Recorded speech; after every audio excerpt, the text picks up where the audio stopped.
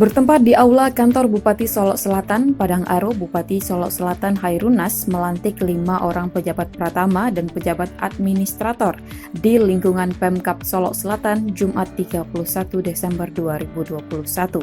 Pelantikan ini tertuang dalam surat keputusan Bupati Solok Selatan nomor 821-418/2021 tanggal 31 Desember 2021. Adapun 5 pejabat yang dilantik yaitu Irwandi Osmaidi SE sebagai Kepala Badan Kepegawaian dan Pengembangan Sumber Daya Manusia, Syamsyuria SPD MM, Kepala Dinas Pendidikan Pemuda dan Olahraga, dan DRH Nurhayati sebagai Kepala Dinas Pertanian. Mantan Kepala Dinas Kebudayaan Provinsi Sumatera Barat periode 2017-2018 Taufik Effendi SPD MM dilantik menjadi Kepala Badan Perencanaan Pembangunan Kabupaten Solok Selatan, serta Wirno Ferry dilantik sebagai Kepala Bidang Perumahan dan Kawasan Permukiman Dinas Perumahan, Kawasan Permukiman dan Lingkungan Hidup.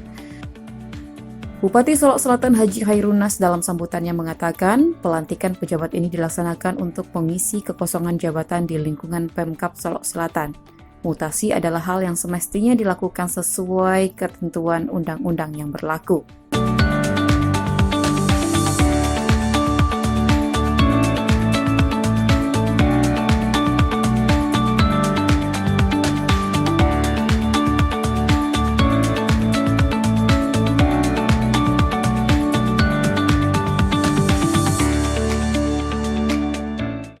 Dan rotasi jabatan di dalam sebuah pemerintah daerah adalah hal yang semestinya dilakukan.